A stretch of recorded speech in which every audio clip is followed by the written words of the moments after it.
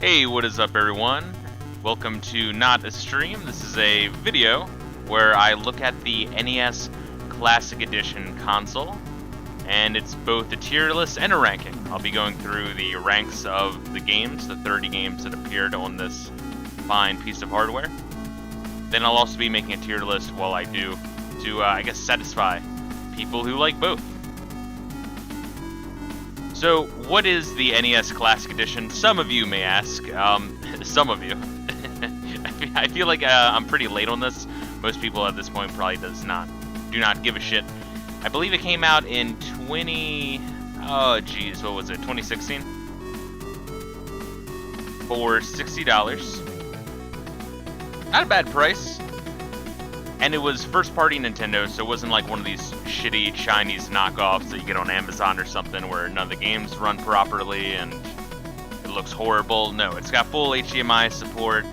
You have really good controllers. They did a good job. And it's got 30 games on it. The game selection was a little bit weird, and I'll get into why that probably was. And it only came with one controller, and the wires were short as shit. So those were some of the complaints. It should have come with two controllers. The wire should have been a little bit longer. But really the biggest problem with this thing was that it was outlandishly limited release. I don't know of anyone who had this thing. The only time I ever saw it has been on other tech channels, but I've never seen anyone actually rank these games or play through all these games or do that.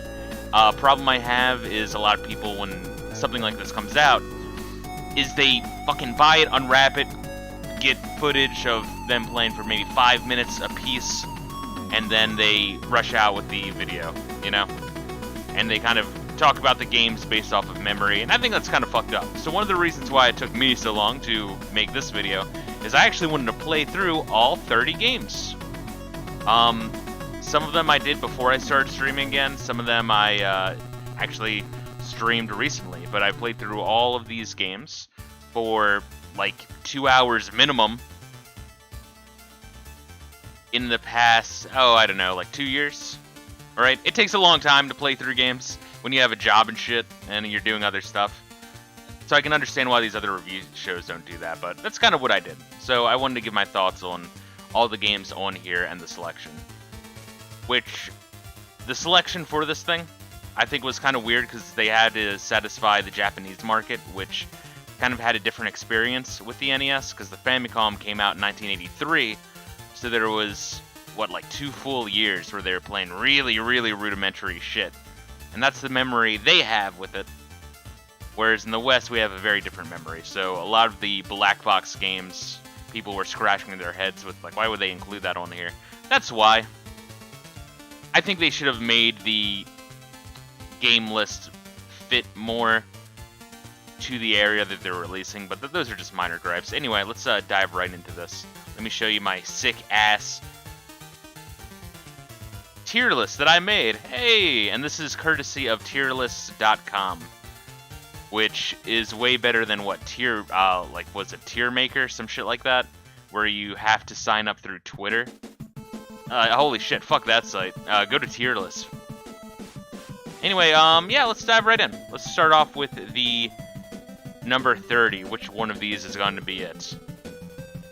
What is the worst game on this console? And the way I do this, we're going to be looking at some negatives, so forgive me.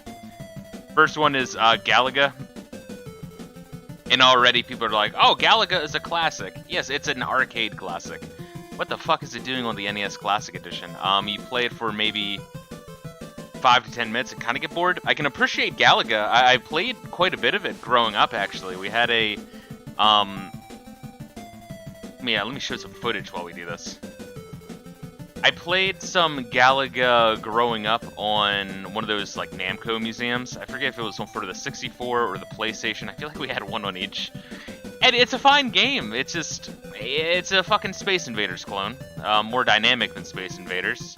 You know, you get your ship taken away, you shoot down it to have 2 ships, twice the firepower. Not bad, but it's not what I think of when I think of NES. I don't think this should have been on here, and honestly, playing it now, yo, you get bored, dude. It's a fine early 80s arcade game. not really something that should be an NES game. I know already some people are probably pissed off. That's the beauty of these tier lists. You're gonna piss some people off. It's great. Next one, number 29. What's it gonna be? Number 29 is going to be. Let me see if I can find it. Holy shit, my eyes. My eyes! All these clashing boxes. Fuck me, dude. There we are. Jesus, fucking black box games. And we'll put this ahead. I think that's, you know, left is better. Yeah. Ice Climber. Ice Climber.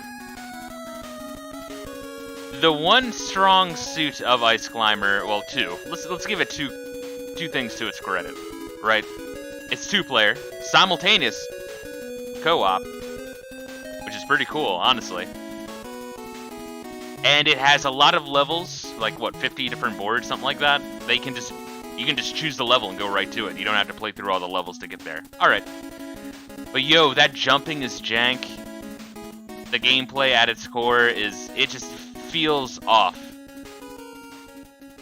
Does anyone actually like Ice Climbers? Honestly, I feel like most people forgot about Ice Climbers until they were included in Super Smash Bros. Melee. All around a very, very frustrating game to play. God, that jump arc is horrible. You have to play it to believe it. I like the idea to see, jumping and scrolling was not really made good until Super Mario Brothers, in my honest view. I guess I should give a shout out. This is what the hell is this? 30 best NES Famicom soundtracks. Nintendo Music Tribute is the name of this music mix we're listening to. Pretty good, pretty good. And all the videos, short clips I grabbed, low resolution if you haven't fucking noticed, from, what was it, NES, what was it, NESguide.com. Shit, it's good. I feel like more people should do this, where they just have like 5 to 20 minutes of gameplay just to use. I mean, shit, I'll leave your little logo in there in the corner. I don't mind. Shit, I need to have like my actual tier list ready, right? Goddamn. So I think that does it for the F tiers. Shit, I knew I was forgetting something. Damn, motherfucker, dude. Always gonna forget something. Give me 1 second, guys. We'll listen to this awesome, awesome music. So those are the 2 games that, like, I honestly cannot stand at all playing on here. Galaga, it's just, I just get bored. Like, I like it for the 5 minutes, and then I'm like, okay, I'm good. Ice Climber, I actively hate. I could be wrong, though. Bring this shit up. Where are you? Where are you, motherfucker? There we are. Yeah, so that's it for the, like, Terra bad games. Now we're just kind of looking at the kind of bad games. Games that I, like, okay, I can kind of appreciate. There's some merit, but it's kind of meh. Mario Bros. Oh, man, I can feel it. What the fuck do you mean? Mario Brothers is a classic. Super Mario Brothers is a classic. Mario Bros. Regular, arcade classic. There you are. I played this a lot in like the Mario 3 minigame, right? But going back to this one, it's just, you know, like, it's okay. It's a very okay game. I don't really have any nostalgia for it. I don't really have any feelings for it. But like, it's 2-player. And you can have fun fucking over a homie. Just bending over a homie, opening him up real good. But, you know, then at that point you might as well be playing another game. But like, I can appreciate the idea. It's a pretty challenging game, but very slippery. They haven't quite got the jump and run physics quite down yet. The platforming, rather. But I will say that it is cool thinking about Mario from like a lore perspective. If you want to be an uber autist, from a lore perspective, I like the idea that, you know, Mario's just a fucking plumber in New York like he originally was. And then with Super Mario Brothers, that's when he, you know, finds the magical warp to the Mushroom Kingdom with his brother Luigi. God, why did Nintendo have to retcon it? I guess Nintendo didn't really retcon it. They just stopped bringing them up. But anyway, like, it's okay. I feel like it's another one of the games on here you'll play for like 2 seconds and then, you know, piece it the fuck out. Next one, actually a surprise to me, as I played it a lot as a kid. Bobble. if you have kids, awesome. This is I feel like, well, if you have kids, you should be playing something newer. But if you wanted to play an older game with some kids, here you go. Not bad. It's pretty decent 2-player, jumping around, having fun. But like as an adult, it gets very monotonous. I was shocked. I love this fucking thing as a kid. As an adult, it's just kind of just drones on you, especially that music. And I think I was very surprised when AVGN did a video of this years back. And, I remember him mentioning the music. But then when I played this again recently, I was like, holy shit, that music really does drone over you like nothing else. But, yeah, like, it's fine. It just gets very repetitive. But, like, you can't stop playing because especially as an adult, it's very easy. Which is why I say this is like a game, if you have kids, throw the shit on. But it's like a maddening experience. I'm talking like straight jacket shit. Like you can't stop playing because you're not dying. But the music's driving you crazy. I don't know. It's a fine game. It is. I just it's hard to play as an adult. It's kind of weird. It's weird how that happens, but I don't know. That was my experience anyway. Hold up. Let me double check this shit. Yeah. So we're still on the D tier. Next one. Ghosts and Goblins. This game, I don't know why the fuck it's so popular. It boggles my mind why this game is so popular. I can appreciate it that it's a multi-level platformer. It's got some challenge. Well, it's got some challenge, right? It's got a shit ton of challenge, but the music's fine, all this shit.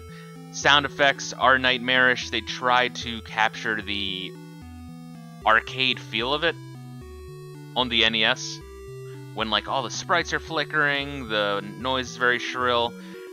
There's the moment in the second level, I believe, where you have to climb down that ladder, but there's that bird that appears, and then you have to pick up that one item that makes it so you can't beat the rest of the level. So you have to. I think what I did was I got myself hit by the bird to invulnerability frame myself over the wall. But this game's just really fucking horseshit.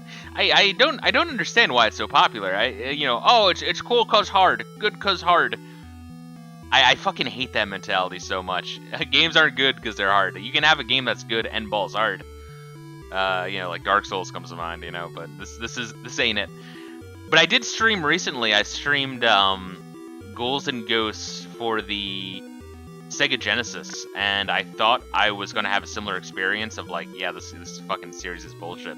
But I actually liked it. I played the Sega Master System one, and I'm looking forward to playing the Super Nintendo one. But it's just very weird. This is a game series where this is the worst entry. This is the worst Ghosts and Goblins. But it's the one that I think comes to mind the most. Just very bizarre to me. Anyway, next one. Oh, some Batman music. Damn, I need to play Batman at some point on stream, man. Anyway, if any of you assholes want to check out my stream, links should be in the description. But, yeah, I rarely do videos like this. I usually just stream on Twitch. So check me out there. So next part we're doing is... Oh, God, where is it? I swear, it's like looking at an optical illusion. I can't see the shit. I'm staring at it. Ah, Kid Icarus, yes. Kid Icarus, I'll say this. Recently, Vinesauce streamed this, RIP Vinesauce, before he, stopped streaming. That motherfucker needs to start streaming again. I don't get what his deal is. Like, I get that the whole thing was upsetting to him. I know this is beyond the scope of this video, but that motherfucker needs to stream again. Because right now he's just doing straight to YouTube parts, and, I don't know. Kind of like a dated format. I think the live chat really does add a lot to it for the streamer and the viewers. Anyway, he streamed this before he stopped streaming. Vinny Vinesauce. And he always talked about like, yo, Kid Icarus, I grew up with that, I liked it. And it was very entertaining to see him play Kid Icarus and get like, just save state the shit out of it and bitch about it. Because I've always hated this game and I never understood why he liked it. So I'm glad that was just nostalgia, because this game is fucking maddening. From the music, the shrill sounds, the vertical scrolling, the ludicrous difficulty. the bullshit of the eggplant wizards, if you even manage to get to the dungeons. They made this game the same time as Metroid, and clearly Metroid was the better game. And no one gave a shit about Pit until they included Pit in Brawl. And then all of a sudden people are like, oh, Kid Icarus, that was a classic. Man, I really do think a lot of like game journalists and content creators, they can be phony sometimes, I swear. Not all of them, and not all the time, but some of them, some of the time. Mostly game journalists, but yeah, this game is absolutely maddening. It's not fun not hard in a fun way, hard in a very, very bad way. I couldn't stand this one. But that's my thoughts on it. Metroid is the vastly superior game. If you have a black box game, stay the fuck away from this one. Don't take my word for it. Try and play it. Try play it. Don't use save states. Go for it. I dare you. I double dare you, motherfucker. Anyway, next one. We got ourselves some Donkey Kong. This is a classic. This is one of those things where I would rank it as an arcade classic, but not an NES classic. If I can see why it's on the NES Classic system. The problem is they gimped out one of the levels, and also, you just think about, like, this game is much easier than the arcade version, but you can't help but compare this to the arcade version, which, you know, like, you can play on emulator today, if you want.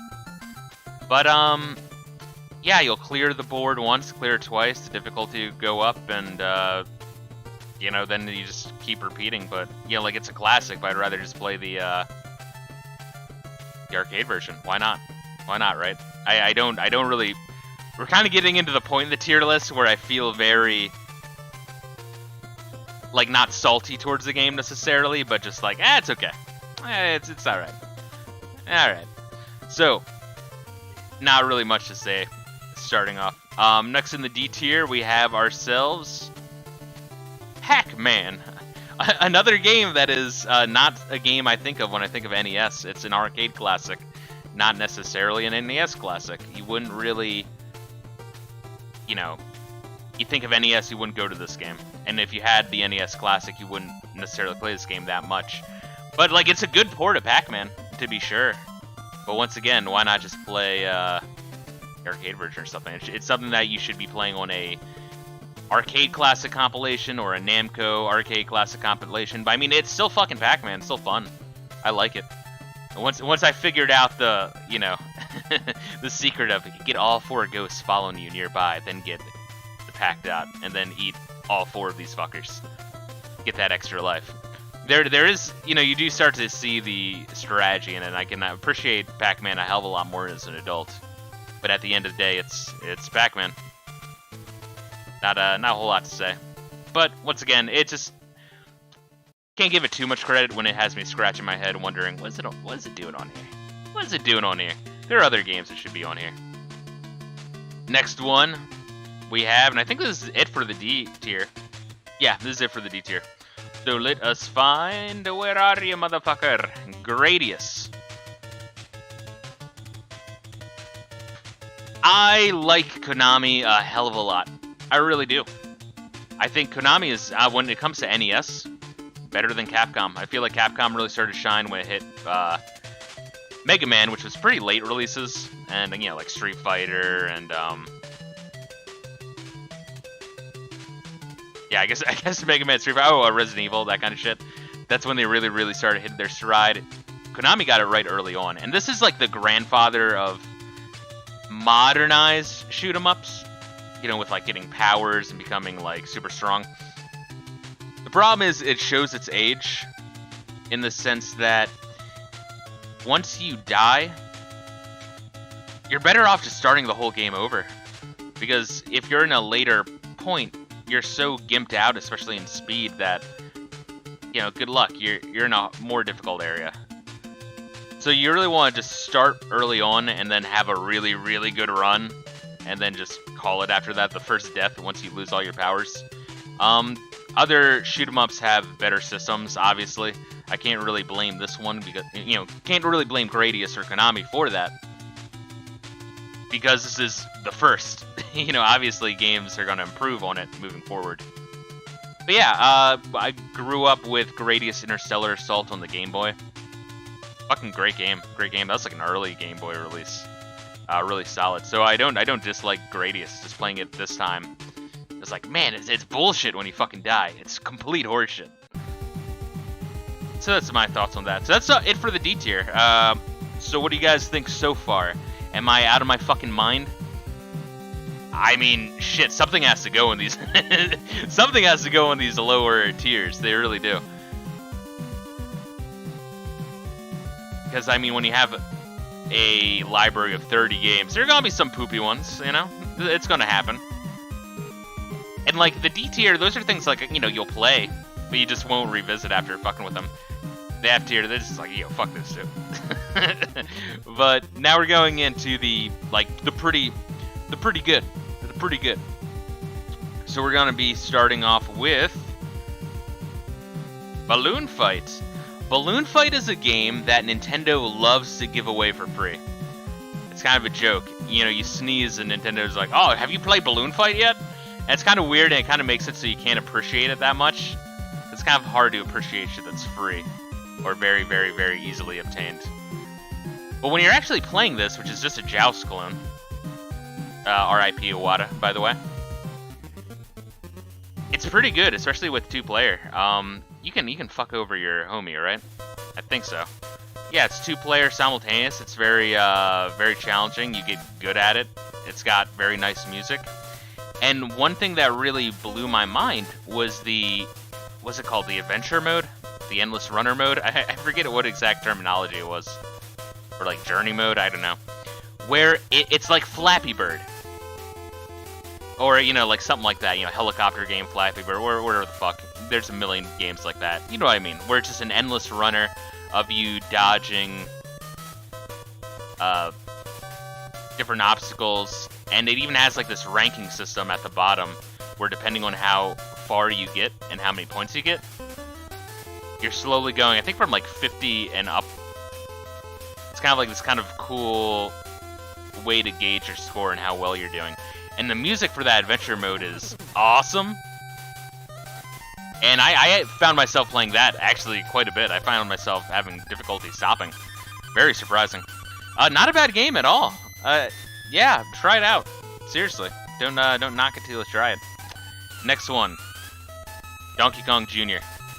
I think it's much better than Donkey Kong 1, Donkey Kong Normal, but it still has that general feel. But you have 4 stages, and I feel like it's just more varied than the original Donkey Kong. There's generally more strategies. I feel like it's more suited to the NES than Donkey Kong, where they try to just make a shitty port of an arcade cabinet. This one, it kind of works, and it's a lot easier, a lot more forgiving, so you can actually find yourself looping quite a bit. And if you find that initial loop too easy, then you can just kind of jump in at a higher loop by choosing the hard difficulty. And yeah, it's pretty fun. I really like this one. I can't really explain why exactly I like it, but it's... Yeah, when you play it, it feels pretty good for what it is. You know, it's not really, you know, this is a C tier. We're not looking at shit that's blowing me away, but shit that I find fairly enjoyable, you know? So next one. Ooh, alright, we're kind of jumping up in quality here. If I can find it. Oh my god, I'm like blind. Metroid. The original Metroid, musically, amazing game. Conceptually, amazing game. The idea of being in this giant labyrinth. I mean, it pretty much started the Metroidvania. I'm sure there's gonna be some asshole out there who's like, actually, there's this obscure Atari game that really started. I don't give a fuck. Shut the fuck up. You don't get to talk. But, hold up, let me drink my coffee real quick.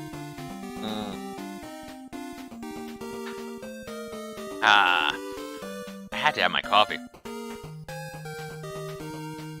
So it does a really good job at introducing that concept of you being the key, right? You don't find keys for the doors, you find power-ups that let you explore more areas.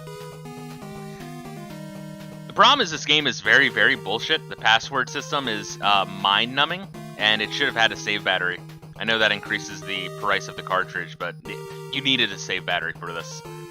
The original Japanese one was a Famicom disc release, so it saved right to the disc.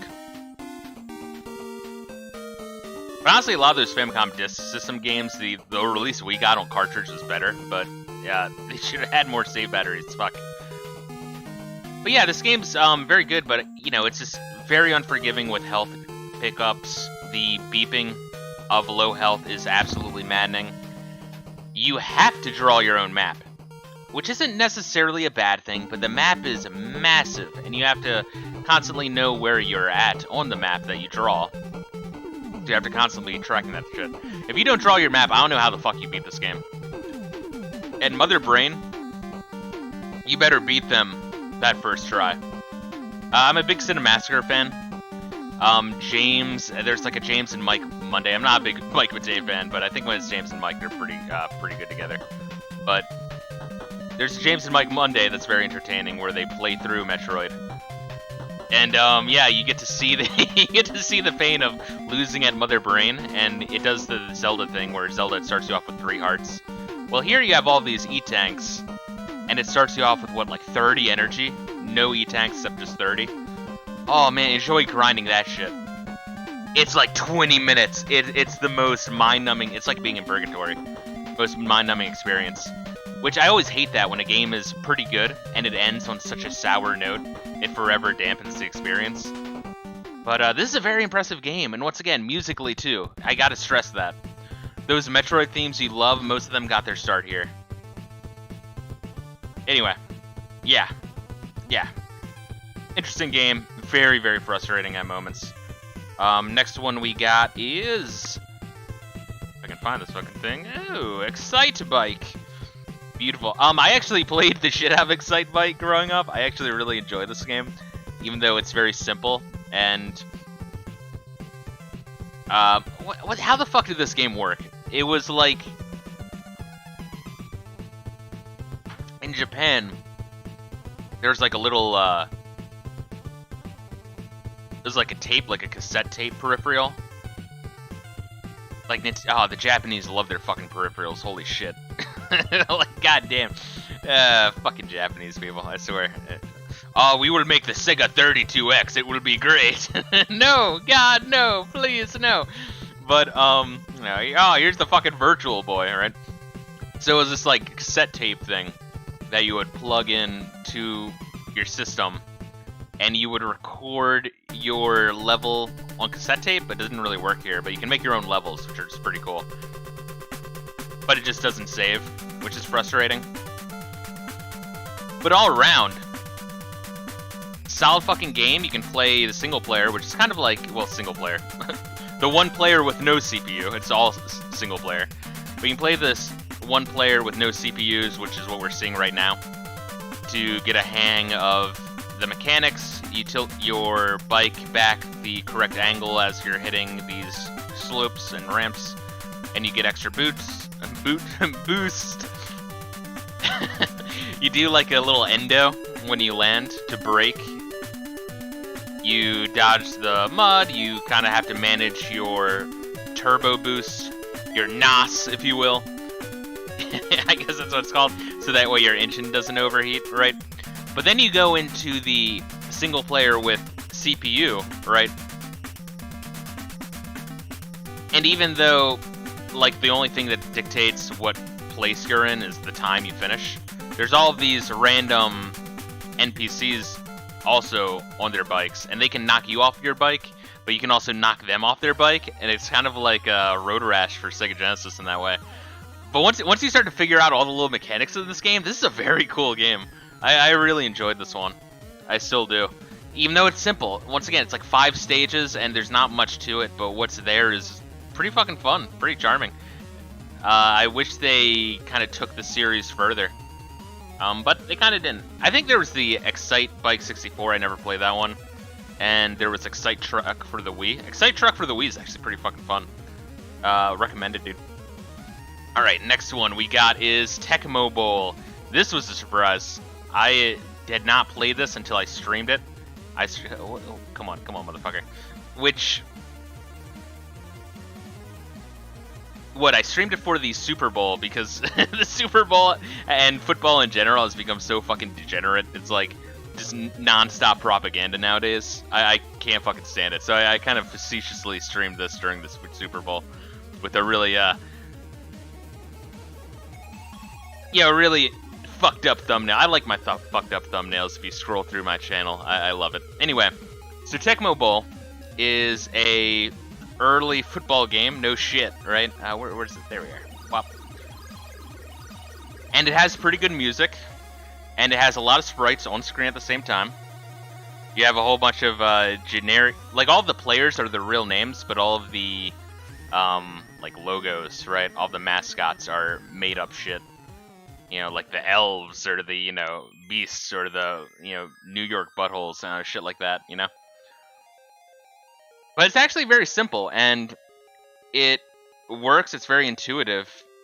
It plays very rock, paper, scissors-y. Like, you have your,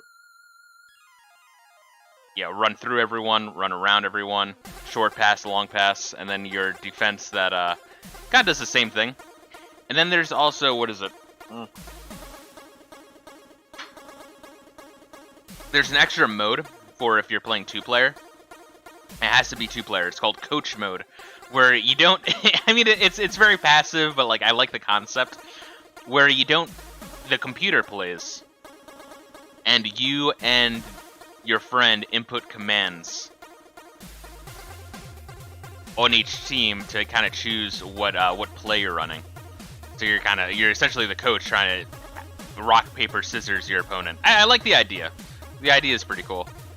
But, yeah, it's shockingly intuitive, and I fucking hate sports games. I really do. Fucking hate them. Anyway, what's next?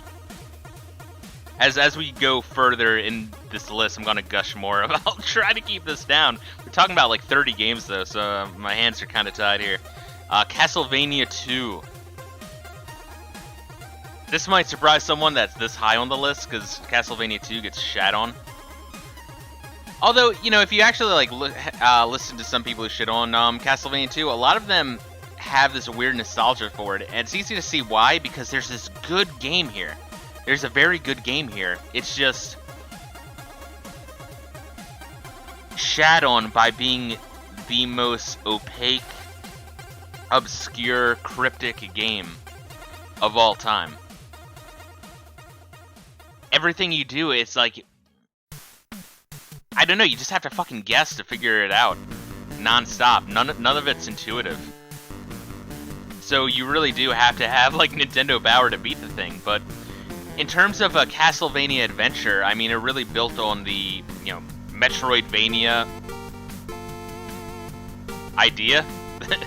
Kind of a weird merger, but, it makes sense looking back. Like, yeah, Metroid and Castlevania. I mean, you can see where that game style kind of came from. And this takes it a lot further. It has a lot of RPG elements. It kind of reminds me of Zelda 2 in that way. I like the shops. I like the towns. I like the dungeons. It's just so fucking cryptic. So fucking cryptic. You can't beat this without a guide. I refuse to believe anyone actually beat this on their own without a guide. Fucking no way. Fucking no way. Like, you have to just brute force every element of the game. Like, maybe an AI could do it if you give it like a century. Yeah, it's a real shame. There's a really good game here, and also musically, was it Bloody Tears had its debut in this game? Real impressive shit.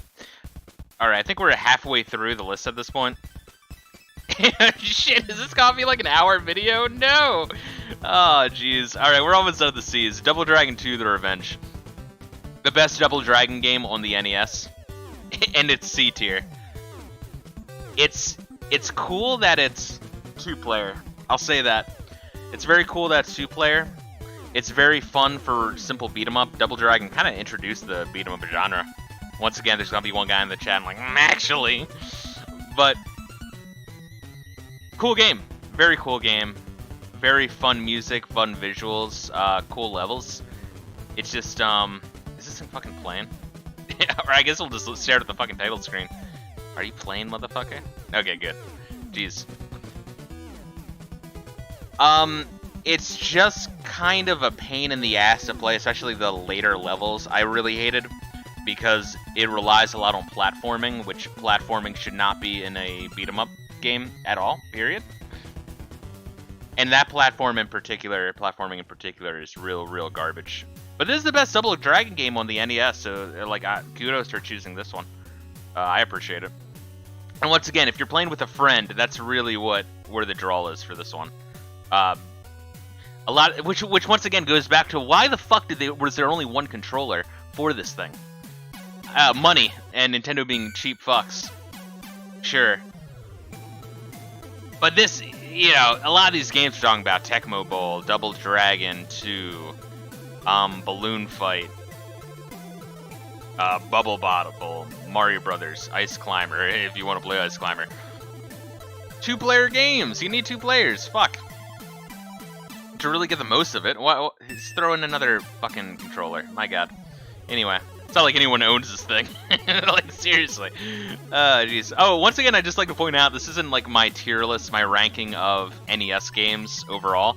This is just the games that are on the NES Classic, if that's not obvious. I know there's gonna be probably some motherfucker like, oh my god, these aren't the best 30 games on the system. Oh god. I've spent too long looking through YouTube comments of like, not even my videos, but other videos. Didn't know how retards work. Anyway, let's look here. Is that it for the C's? Yeah, we're into the B territory. Hell yeah, motherfucker. We are doing... Yes, this is Adventure of Link. Adventure of Link, Zelda 2. Good game. Very, very fucking flawed. And I mean, I guess that's what we're looking at for the B tier. Is, like, C and B tier are good, but flawed. I guess B has higher highs and more frustrating lows. I guess that's one way to look at it. So, Zelda 2 had some serious fucking potential, and I kind of wish they went back to some of the things they tried in Zelda 2. Instead of scrapping a lot of it. But it did introduce a lot. It introduced towns, it had RPG elements, it had leveling mechanics. The music is fantastic. This title theme music that we're not listening to right now, but if you ever play it, that title music is, oh, it's good. It's just a very cool game. It's brought down so fucking hard by its difficulty. And I mean, I know that there's ROM hacks that fix this shit, and I recommend that if you're just casually, if you're not looking for the experience of the game, but just want a good experience, play a ROM hack. I think romhack.net, romhacking.net, I forget which one it is. But they needed to tweak the live system. Why the fuck there's even a live system is beyond me. There shouldn't be a live system. But then the XP system, I don't know, maybe like when you die, you lose like 25% of your XP. Something like that. They needed to do something. Or have like lives drop more. Have lives as a random drop. They needed something, because when you get a game over, which can be very easy to do because the later dungeons are fucking insane, you start from the very beginning of the map, which is just a fuck you, waste all these, waste like 20 to 30 minutes getting back to where you were, and if you die again, you might as well turn it off and try another day. It's aggravating. I've actually never beat this game. I've gotten up to Ganon's Palace, and when I streamed this recently, I got up to that last little hub, south of the weird spider monster that you play the flute. But yeah, it gets to a point where it's just not even worth continuing. I know some people can beat this game, but I can't. Well, I mean, I guess I could if I really, really wanted to torture myself, but yeah, I don't. There we are. We're listening to the Mario 3 Cum song. I like it. If you don't know what that is, just look up Super Mario 3 Cum song. That's all there is to it. So let's see, what the fuck are we doing here? Zelda 2, yeah. Alright, Final Fantasy. I am surprised this is this far out on the list. I'm as surprised as anyone else. I played this recently. I actually was not intending to play through the whole game, and I did. I did play through the whole game. This is a very good game. It has its it has its fucking flaws. Attacking Darkness. I mean, it's kind of intentional that you have to choose your enemy target carefully. This game is riddled with bugs. I think Nasir did a good job overall, but all of Squaresoft was like, hey, you do all the work. Oh, for the record, that Final Fantasy story of like, oh, it was Hironobu Sakaguchi's last chance to save the company. That's bullshit, by the way. you can look up videos on that, but no, Hironobu Sakaguchi. This was just to determine whether or not he would personally go back to school or continue with game design. But Squaresoft they weren't doing amazing, but it's not like our hopes are on you. That's fucking horseshit. Anyway, what else is problematic with this game? Buying potions, right? You only buy potions one at a time. It is a very, very maddening experience in between every single trip into a dungeon, stopping back at town to buy 99 potions one at a time. But you need them. But what does this game do well? It has a very open world, a lot of vehicles. It's fairly fast-paced, honestly. There's only a couple real shit moments. One in particular is that swamp dungeon early on. That's the first real speed bump. But if you can get past that, you're golden. But like, there's so much customization here. You can beat this game with any party. And any party composition you have will change up your experience entirely. It's actually got a lot of replay value and a lot of customization. It's a very impressive little game. I think it's better than honestly all the Dragon Quests on NES. Because the Dragon Quests on NES have too much fucking grinding. Like even though this has a whole lot of jank, the customization and I guess the scope they're trying to go for. I guess ambition. Yeah, it's a very ambitious game is what I'm trying to say. And I can dig it. I can dig it. Not bad. Not bad. Pretty fucking good. I like it. Next one we have is Star Tropics. I thought this game was actually going to be higher up. I streamed this recently, although I lost the stream re-upload where I actually beat the fucking game. So I have an incomplete playthrough on YouTube, and that's maddening. But I did beat this fucking thing. Yo, this is a good game, though. This is a very good game. It's just too hard. It's just too hard, man. And there's a lot of bullshit moments, especially later on. And that graveyard dungeon really fucked me up. I really got stuck on that one. I was like missing like one little tiny ass hole in the wall. I just wasn't seeing it. But the music is good, the concept is good. It looks like a JRPG as you're seeing here, but it plays more like Zelda. Because in these overhead sections, you're just kind of wandering town and talking. It's very, very casual. And then you go into the dungeon, there's your action segments, and your game kind of alternates between those two until the end. It's a very like happy-go-lucky game. It's actually a Nintendo first-party game made by the same guy who made Punch-Out.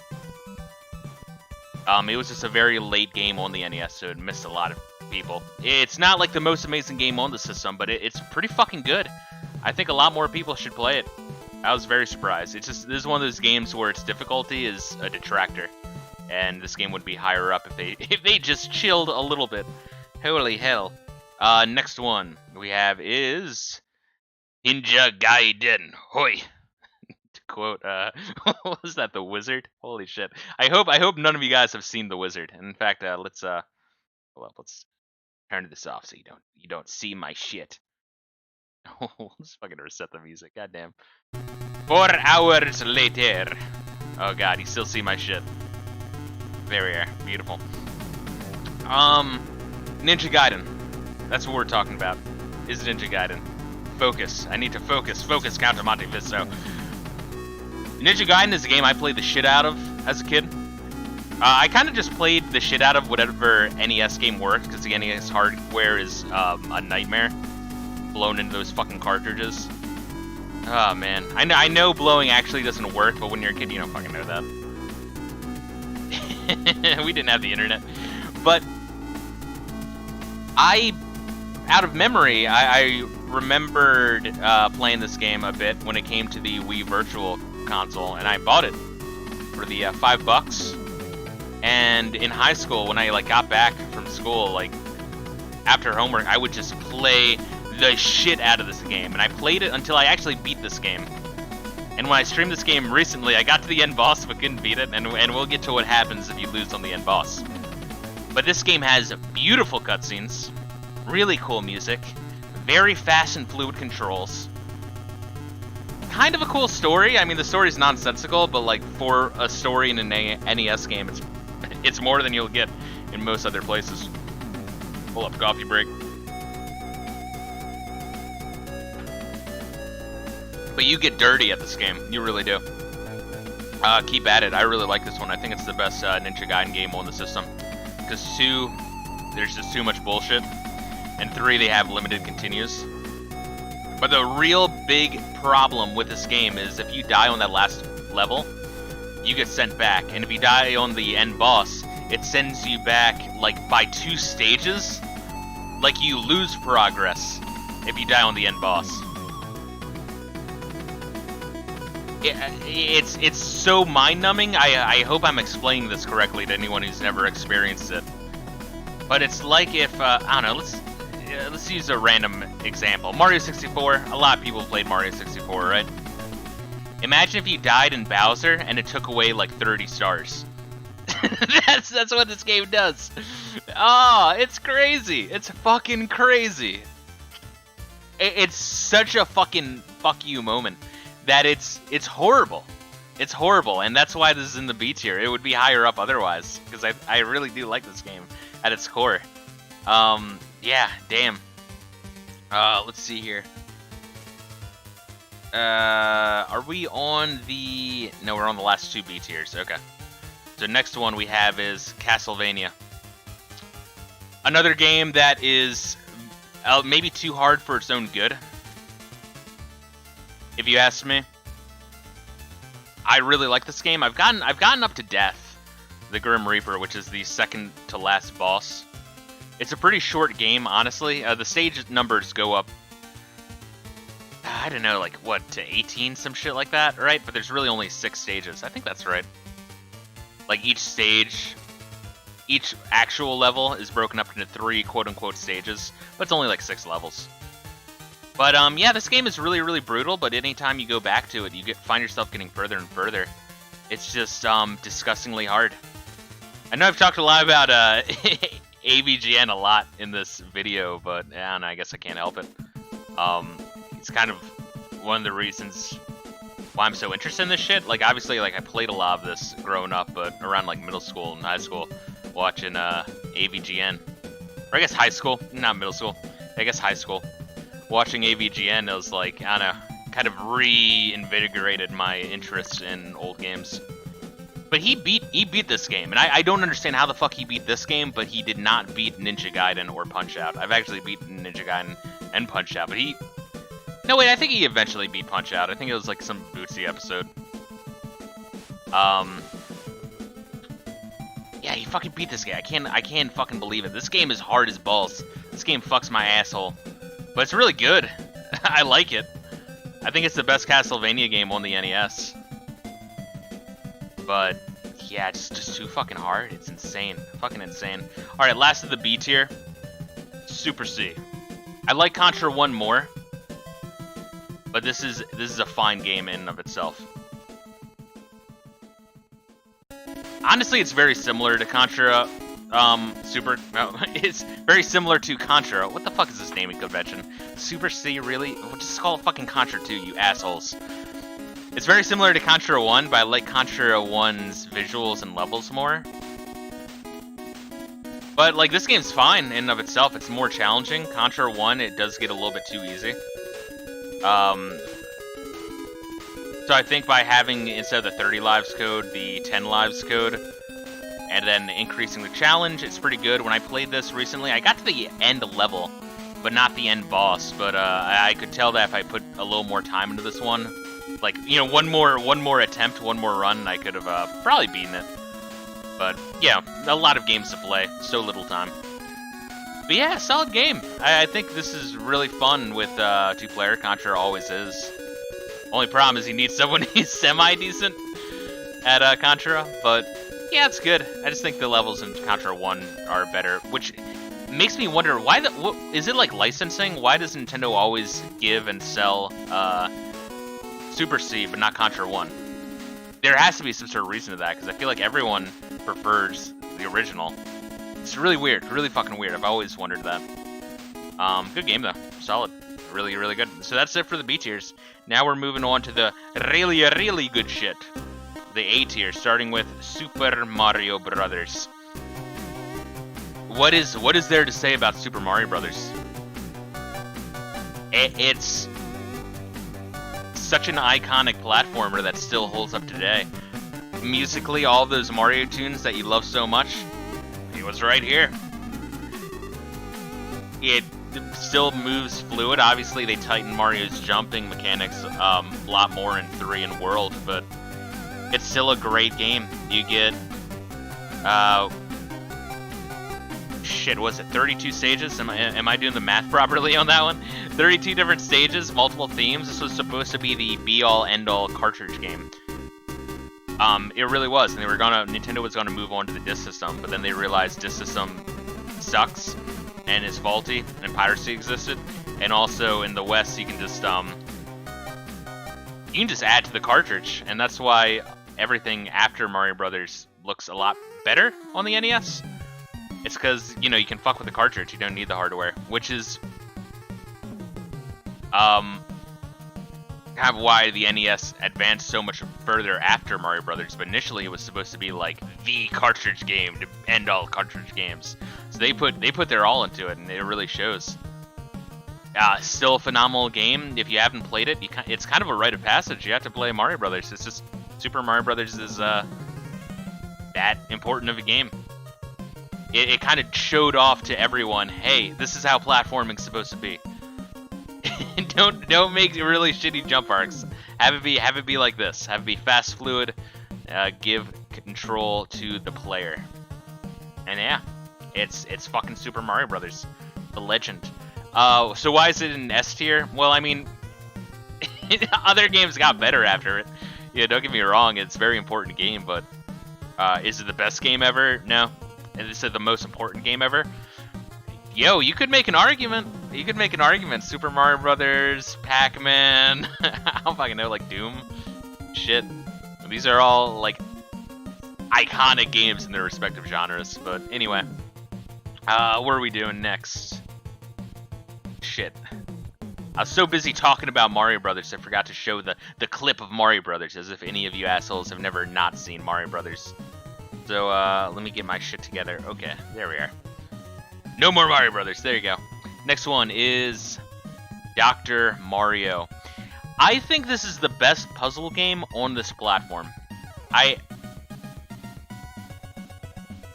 know a lot of people like Tetris. Those early Tetris games, though, did not age well. Everything's very sticky. I think Dr. Mario has aged a lot better. It just works. I found myself really enjoying this game and having difficulty putting it down. The music is really good. The music selection. You can play 2-player. You can jump the difficulty right up to level 20 if you want. You can change the speed, record in your notebook, like, you know, I've beat this level on this speed. So that way, you know, you can slowly keep challenging yourself, getting better. And there actually is a lot of strategy to it. A lot of strategy. You just have to figure it out. I think if you just first start playing it, you're like, what the fuck, this is stupid. But you have to try to learn how exactly the game works strategically. But, oh man, it's fun. It's fun as hell once you do. Really, really solid.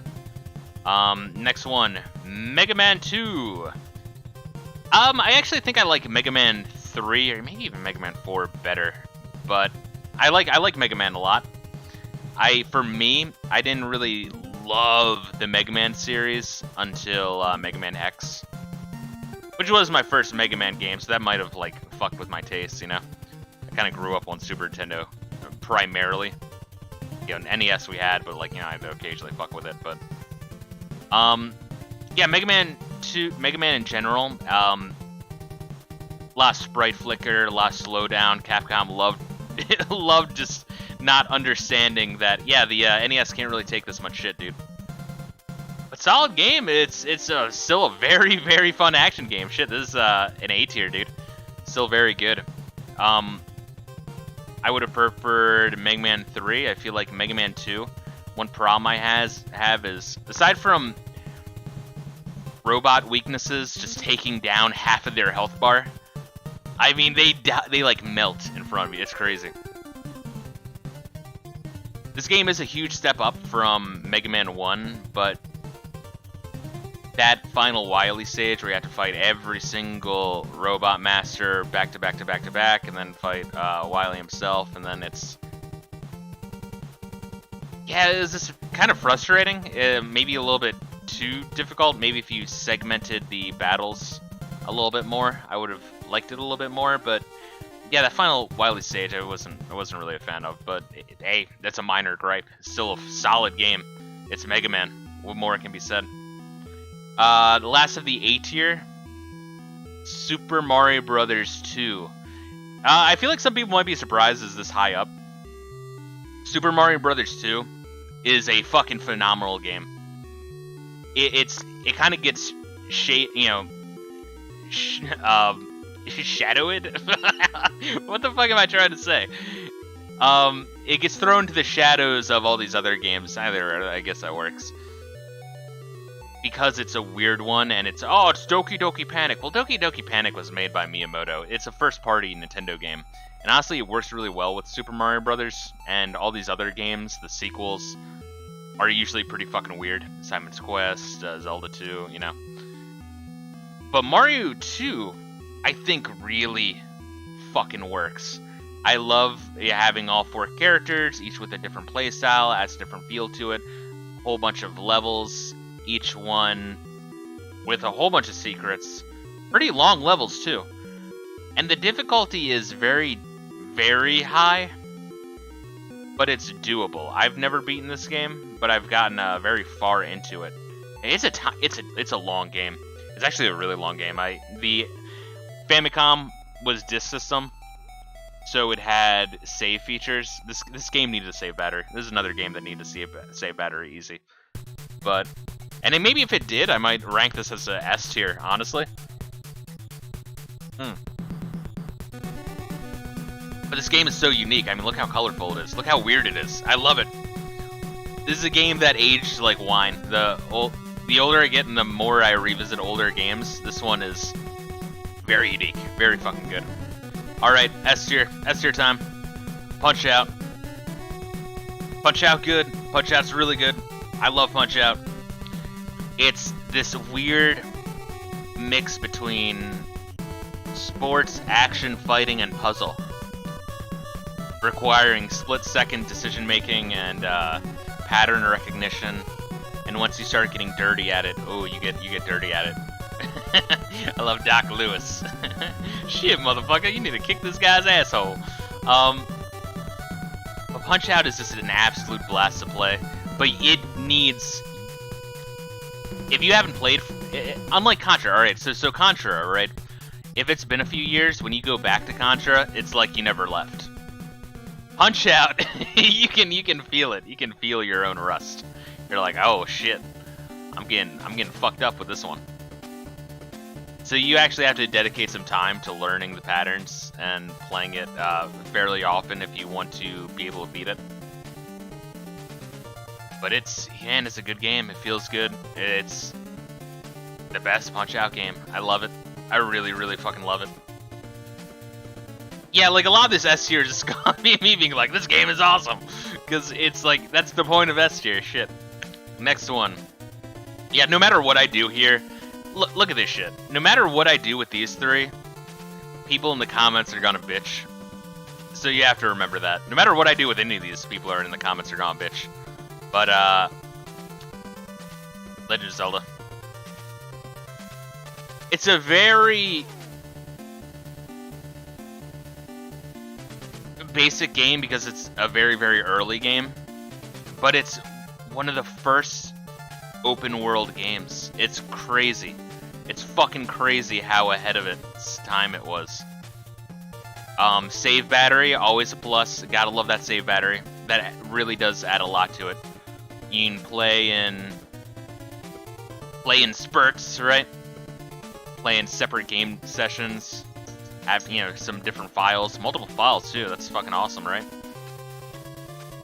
You're just searching for secrets across this world map, going into dungeons, learning about it. You're recording all this shit you find out in your notes. You talk to people IRL about it. I mean, now it's like internet, but if you were growing up in the 80s, you would be talking to people in the schoolyard. Like, yo, which bush do I burn to find this shit, you know? It's very difficult, and there is some elements of bullshit. I think, like, having bombs, for example, you need a lot of bombs to find a lot of these secrets. And, you know, bomb every wall, burn every bush, play the flute in every square, push every rock. It can get a little bit monotonous, but the core is there. There's a reason why games like Binding of Isaac take so much from this game, you know? There's still a lot to really love about it. Although I will say that second quest is complete horseshit, but I think the second quest was only really made for the designers to challenge themselves. I don't think they expected, like, all these people to finish Zelda and then play the second quest. The second quest, I think, is bullshit by design. Because, man, there's a lot of fuck you moments. Like that one enemy that makes it so you can't use your sword ever until you find the other enemy to get hit by that gives you your sword back. Weird shit, man. Fucking weird shit. So fucking ahead of its time. And also, I also want to say I love the overworld idea, right? This idea that Hyrule is just so barren. I know Breath of the Wild, which I never played, I don't own a Switch, also did that, where, you know, Hyrule is just devoid of life. I love that end of the timeline shit, where everything's fucked, which is kind of makes other Zelda games depressing. Like, no matter what you are able to do, you know, Hyrule still gets flooded by water. Hyrule is still, like, devoid of towns and life. Oh, man. Kind of dark, really, if you think about it. But there's just something kind of cool about that. Anyway, next one. Oh, the big two. The big two. I'm sorry. Super Mario Brothers 3. If it makes you feel better, Super Mario Brothers 3 and Kirby's Adventure are both 10 out of 10 games. Like, Punch-Out and Legend of Zelda are probably like 9.5s in my book. Mario 3 and Kirby's Adventure, those are 10s. Those are perfect. Having all these levels, different paths, all these secrets, the levels themselves are very short. Very short. There's a lot of challenge here, especially World 7 and World 8, the Pipe World and Dark World. Yo, they still fuck me up, man. So many hidden secrets. Play with 2 players. Get in fights with 2 players. With the original Mario Brothers minigame. Insane music. Insane gameplay. Very colorful. This is so good. I mean, shit, there's a movie about this game. The Wizard, and it was the best movie ever. Oh, God. I still can't believe The Wizard is a thing. Yeah, let's make a really long commercial for Mario 3, and it's gonna be Rain Man, but with kids. Like, what the fuck are you talking about, dude? Dude, I want like a time machine and just to like interview these guys and just see what the fuck they're on when they come out with this shit. But this game, you have to play this game. Like, the S tier in general, I feel like are games that even if you have no interest in NES, you should fucking play. But these 2 games in particular, Mario 3 is still to this day one of the best Mario games, which says a lot because Mario is one of the best franchises. I mean, clearly, just by sales alone. Yeah, so Kirby's Adventure. Save battery, insanely colorful, multiple quests, all these mini games. Absorb enemy powers, because that was introduced in this game. Kirby's Dream Land came first for the Game Boy, and Kirby's Adventure took it to a whole new level. Different switches, kind of acts like Mario World, where you finish levels different ways, and you unlock completely new paths. And, like, there's so many powers in this game, and it's actually pretty, honestly, for a Kirby game, people talk about, like, oh, Kirby baby game, you know, Kirby's too easy, and in some cases I agree. Kirby Triple Deluxe is too fucking easy. Kirby, by the way, is one of my favorite game franchises, easy. But this game will actually fuck you up at quite a few parts. You'd be surprised. But like, it's so colorful. The music is so good. It's kind of unfair a little bit because this game was really, really, really, really late. This was a very late release. And you know, if you want even more challenge, there's that mode you get when you beat the game with 100%, where it doesn't save your like after you beat the game 100%, it doesn't save your progress. You just have a complete save file, game file. But if you play a second mode, the extra mode, which there's no save for, you have to beat the extra mode in one sitting. What's it? You have like half health. you only have half health. And I think the game, like, everything runs a little bit faster. Some shit like that. I might be making that second part up. But the game is insanely difficult that way. And once again, no save. So if you die, it's like, it's an extra mode, you know? And, you know, there's all the bonus modes with, like, the quick draw and the, I know it had the quick draw. Did it have the, punching through the planet thing? Or is that only in Superstar? I kind of forget. But there's a whole bunch in this game to love. This game is so fucking good. This is like, I love Kirby, and this is a tie for me for best Kirby game. What else do I fucking love? Crystal Shards. Crystal Shards is really solid. I have a lot of love for, newfound love for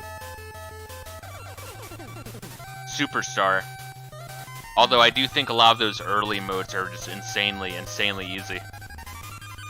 But this game, it to this day, even though it's NES, it's for me ties the best Kirby game. It's so good. It's so good. You have to try it. Fucking try this game. It's great. I love it. I love it. Anyway, we've gone on for way too long, but really quick, this is my list. See if we can scroll this up a little bit. Beautiful.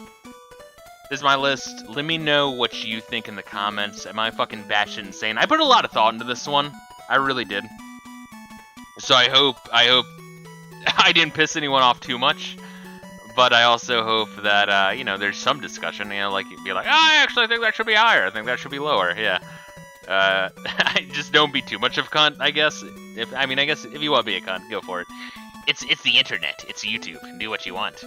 But let's look at exclusives real quick. And we'll actually hide that one. Bam. Beautiful. So in Japan, right? They did not have Bubble, Castlevania II, Donkey Kong Jr., Final Fantasy, Kid Icarus, Punch-Out!, Star Tropics, or Tecmo Bowl. But they did have Atlantis no Nazo, Downtown Neketsuko Shinkyoku Soreyuke Daiyundokai, Final Fantasy III, NES Open Tournament Golf, River City Ransom, Solomon's Key, Supario Zumo, yeah, Ar Kung Fu, right? Which I've actually played all of these, at least for a little bit. A lot of Japan got the, okay, just flat out, Japan got the shittier deal here. But I do want to point out, yo, Kid Icarus, only in the American version. Because they know, like, oh yeah, they fucking jerk off over Smash Bros over there. So throw in a Kid Icarus there. You know? But I think that's the only real big one I have a problem with for the American one. But really, I wish we had the NES Open Tournament Golf one here, and River City Ransom. Those are the two big ones for the Japan side. They should have been on here. And honestly, Final Fantasy III, people shit on it over here, but that's only because the only version they played was the iOS, Steam, DS version, which was a fucking shit port, by the way. But if you ever play Final Fantasy III NES version, it's a very impressive game, feels very good. It's just that end dungeon that sucks a whole wad of cock. But it's a very good, and for like 8-bit RPG, very good. Very, very good. One of the best 8-bit RPGs, Final Fantasy III. It wipes the floor with Final Fantasy. Anyway, once again, we've went way too far, way too hard with this. It's hard not to. you know, you have 30 games, you spend 2 minutes, you talk about each one for 2 minutes, there you are, that's a fucking hour. What are you gonna do? Anyway, thanks for watching, let me know in the comments what you think. If you want to check out a stream, follow me on Twitch or watch one of my backlog streams here on, I guess backlog's not the right word, archive streams, there you go, here on YouTube. I stream a lot. I stream old shit, I stream some new shit, I stream indie shit, I stream PC shit. Anyway, thanks again everyone, and peace out.